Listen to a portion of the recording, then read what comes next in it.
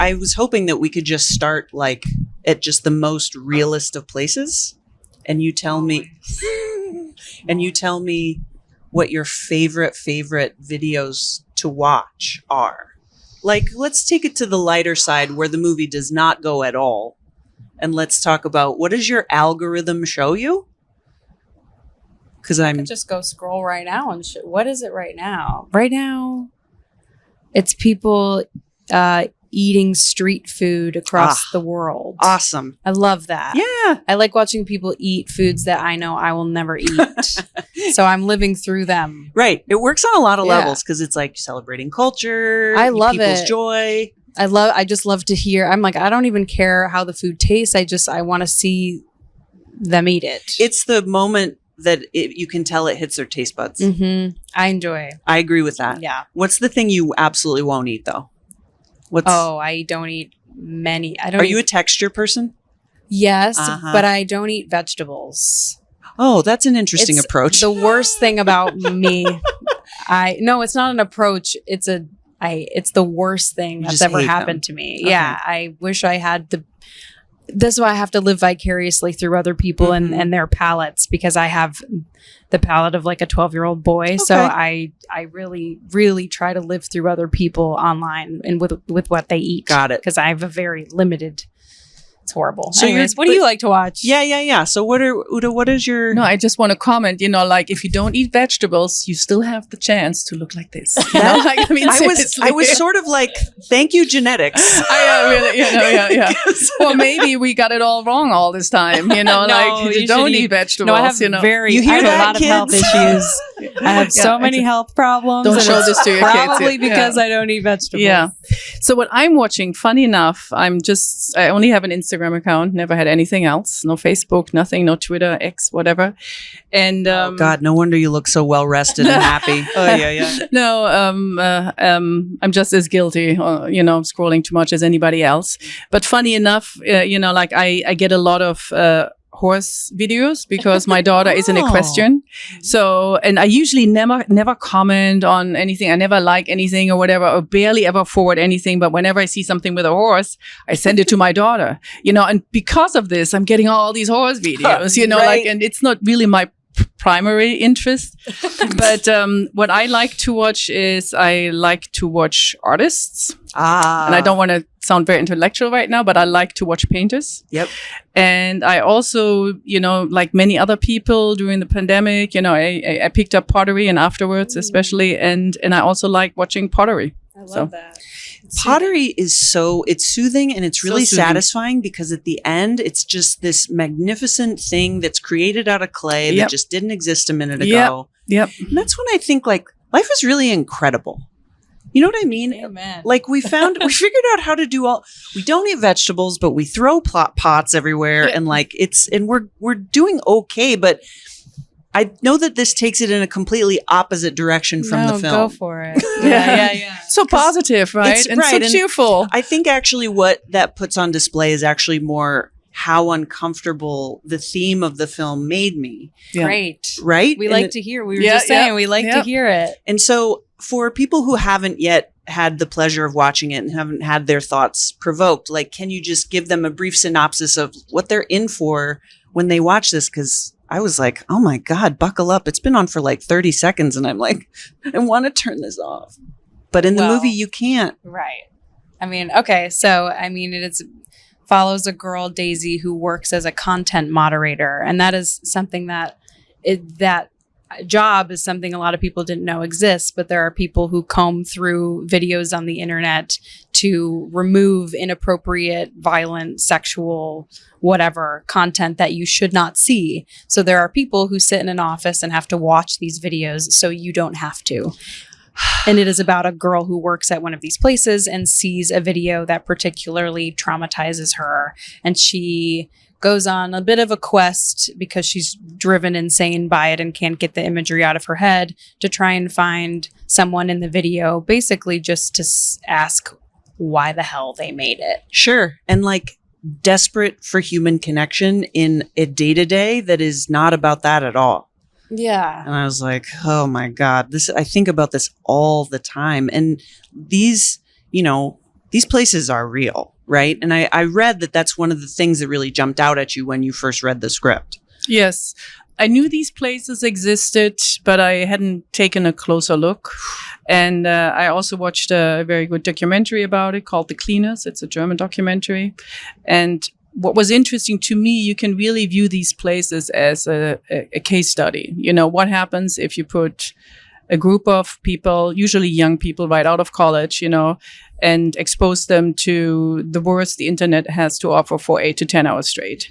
And usually what happens is they get very depressed. Yeah. They can't sleep at night anymore. They become antisocial. They suffer from PTSD.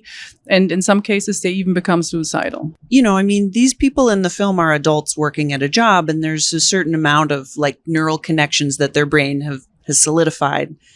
But then you think about the flip side that we're watching this at home. Our children, their brains are still growing. Yeah. I think about this way too much. And the movie really grabs this and takes it to a whole other place. Yeah. And by the way, you also end up kicking ass in it as well, which is, it's both great to watch and horrible to watch. Yes. So thank you for making me feel so conflicted.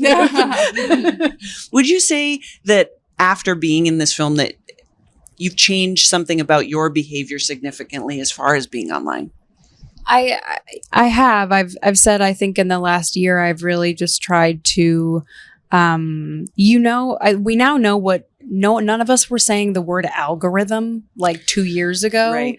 And I think we all know what that is now. And it is just crazy how we all just know what that is now. My parents say it and I'm like, oh, if it's gotten all the way Yeah. there. You really traveled. Yeah. And I think it's just something to be said that we kind of can see through these apps now, and we know that they're putting things in front of us that we're interacting with, right? So if you like a video, it's going to show you more of that. And I think it's post this movie, I've just been more conscious about what I do interact with so that I see more of what I want to see. Uh-huh. And when I see something I hate, you can click not interested Not or interested. show me less. And I do that on Instagram. I do it on TikTok to really try to curate my specific For You page to something that at the end of the day won't cause me anxiety, which is, they're like, don't scroll before bed. I'm going to scroll before bed, but I'm going to make Don't sure. tell me what to do. Right. But I'm going to make sure that what I see is not going to elicit horrible dreams. This, as you say this,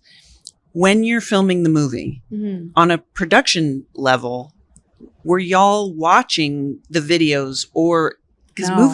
movies are kind of, it's dubbed in later, right? Yeah. Okay. So you were imagining all the horrible things that your character sees. I was given, yes, because at that point we hadn't shot anything. Yeah. So you didn't subject them to the same kind of torture. No, and that was her biggest thing. Like, she's not going to she doesn't want to I won't speak for you, but the whole thing was, we're not going to traumatize an audience by showing them gore or porn or whatever that they don't want to see. So, and it's almost even worse to leave it up to an audience's imagination. It is. You give them the caption, like, the title of a video, and they think about it in their own heads, and it's whatever extent they want to think about it. Right. But maybe, Which is not at all. Yes. Yeah, go and ahead. then in this way, like every audience member goes to their own place of horror, by filling in those blanks.